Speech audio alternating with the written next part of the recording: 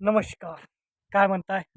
मोठ्या प्रमाणात राजकीय वातावरण आता थोडंसं शांत होतंय, असं वाटत असतानाच मोठ्या प्रमाणात राजकीय नेत्यांची भाषा काही वेगळी काही बोलून दाखवत नाही आणि त्या माध्यमातून मोठ्या प्रमाणात आज त्याच अ, गोष्टीवर आपण आजचा भाग घेणार आहोत, की राजकीय नेत्यांची मुजोरी किंवा भाषा कशामुळे बदलली आणि ही सत्तेमुळं बदलली का प्रशासनामुळं बदलली? ह्याच गोष्टीचा आपण सखोल असं या भागामध्ये आपण सविस्तर विवेचन करणार आहोत आणि त्या माध्यमातून आमच्या चॅनलवर नवीन असाल तर आमच्या चॅनलला जास्तीत जास्त सबस्क्राईब करा आणि त्या माध्यमातून तुमच्या काही सूचना असतील तर निश्चितपणे ते पण कळवा. सुरुवात आपण करू की राजकीय पुढाऱ्यांची आणि राजकीय लोकांची भाषा.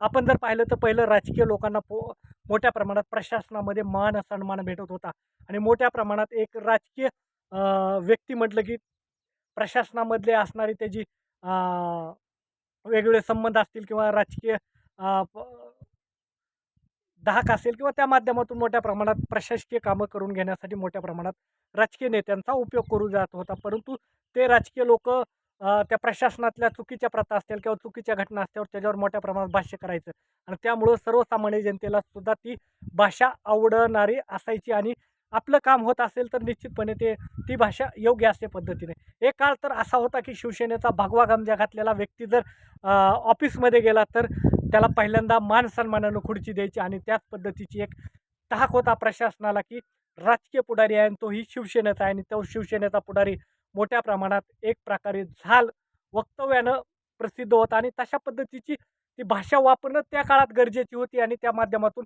प्रशासनातली चांगले कामं किंवा चुकीचं काम करणाऱ्या लोकांना मोठ्या प्रमाणात त्याच्या माध्यमातून एक धाक होता.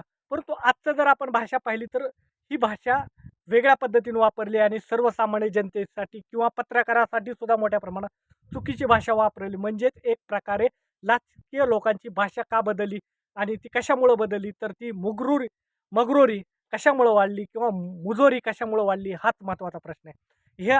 हा प्रकार सध्यालाच होतोय का? तर हा प्रकार सध्याला वाढला आहे. सध्याला होतोय असं म्हणण्यापेक्षा हा वाढलेला आहे आणि ह्याचा परिणाम मोठ्या प्रमाणात 2022ची जेव्हा सत्ता बदलली मोठ्या प्रमाणात आणि प्रशासनावर त्या काळात एक मोजक्याच मंत्रिमंडळातल्या लोकांचा अधिकार होता किंवा त्या माध्यमातून मोठ्या प्रमाणात मंत्रिमंडळातल्या काही व्यक्तींचा किंवा फोन आला तर मोठ्या प्रमाणात प्रशासन हतबल व्हायचं आणि त्या माध्यमातून त्या गोष्टी करून घेत होतं.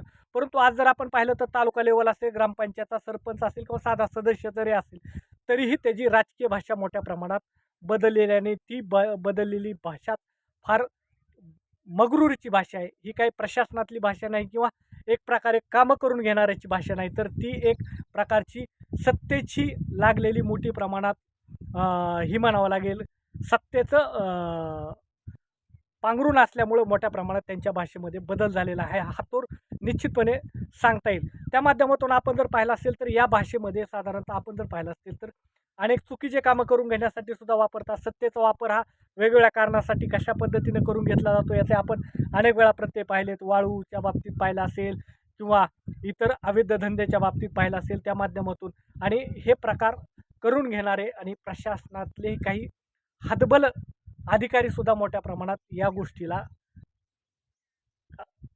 नाकारत आहेत आणि त्या माध्यमातून त्यांना सुद्धा त्याचा त्रास आहे.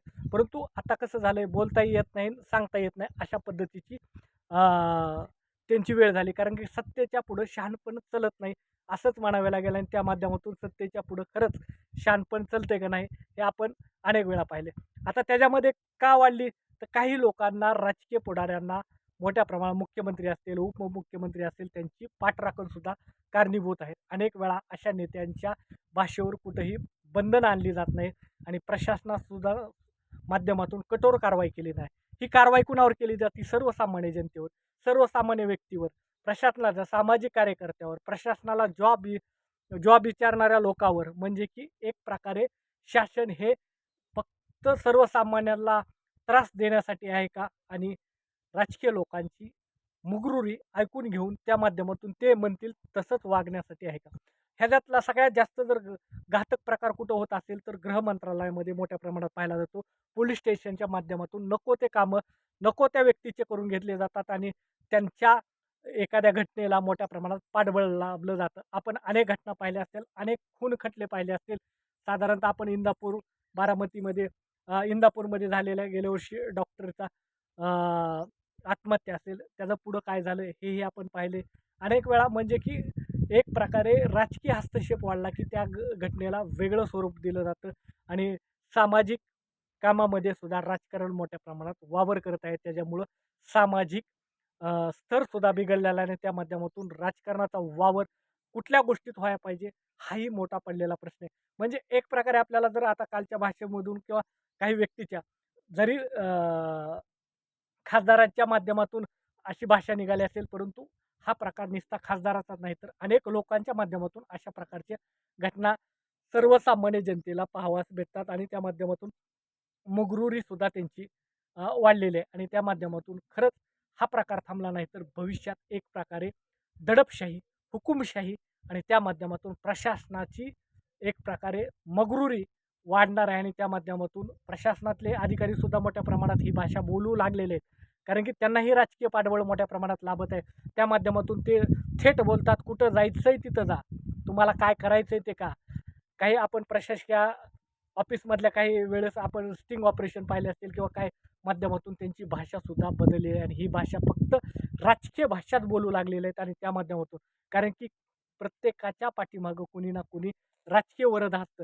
जसं आता खासदारांनी ऑपरेशन टायगरच्या माध्यमातून सत्ता आणि विकास या गोष्टी जर जशा सांगितल्या, तसं प्रशासनामध्ये चांगलं पद घेणं, चांगली बढती घेणं किंवा चांगलं ऑफिस घेणं याच्यासाठी सुद्धा मोठ्या प्रमाणात काय काय घडतंय, कशा पद्धतीने घडतंय याचे आपण अनेक वेळा उदाहरणं पाहिलेले आहेत आणि त्या माध्यमातून त्या पद्धतीचं राजकारणसुद्धा आपण अनेक वेळा पाहिले. म्हणजे की एक प्रकारे सत्ता, पैसा आणि मुजोरी या तिन्ही गोष्टी एकसंध झालेल्या आहेत आणि त्या माध्यमातूनच ही राजकीय भाषा बदलण्याचं कारण म्हणजे पैसा आणि राजकारणात वाढलेली ठेकेदारी हेच म्हणावं लागेल आणि या ठेकेदारीच्या माध्यमातून येणारा पैसा त्याचप्रमाणे अवैध धंद्याच्या माध्यमातून पैसा आणि तो प्रशासनापर्यंत पोहोचलेला पैसा आपण जर पाहिला असेल तर प्रत्येक गोष्टीमध्ये मोठ्या प्रमाणात दलाली आहे.